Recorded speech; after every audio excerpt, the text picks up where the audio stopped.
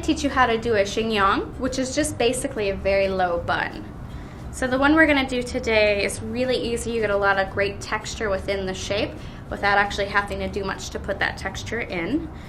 First thing that you want to decide when you're wearing a chignon is how low you want it and what place you want it. We're going to do ours a little bit off center, but I think if you had a beautiful long neck or you had a very low back of a dress, you could do it really, really low. Like you could do it lower than the hairline.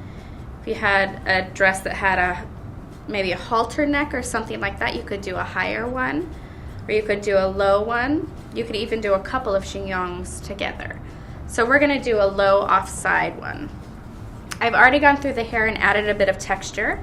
I've really focused it in kind of on the top portions. I wanna be able to see lots of different movement, lots of different curls.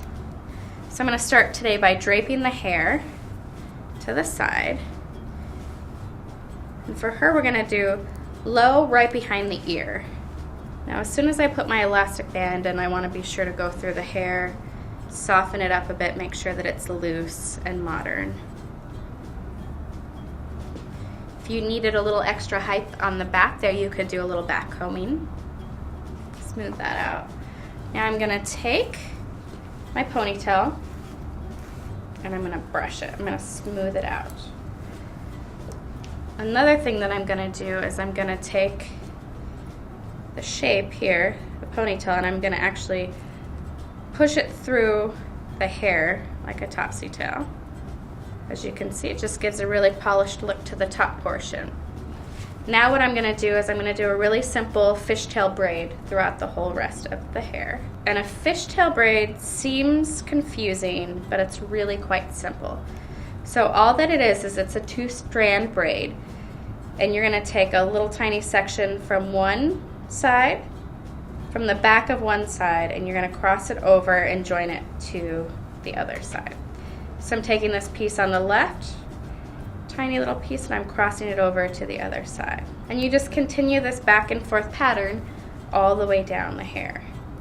You wanna keep the fishtail really tight as you go, because naturally it's gonna loosen up. So now I'm about 4 strands in, and you can see the shape already taking place. Keep it really tight, and you just keep it tight by tugging up on both sides. The nice thing about the fishtail is that it actually braids both the front and the back of the hair, and so when we go to roll this into our shape, it's gonna create a really beautiful shape and look like you did lots of fancy pin work when you really don't have to.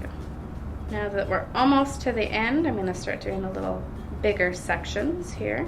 Now what we wanna do from here is we wanna make it fuller and wider. So I'm gonna start up at the top, and I'm just gonna pull on either side of the braid. So that's the braid all flattened out and full. You can do a couple of things with it. You could simply pull it back halfway through your topsy tail and leave it like that.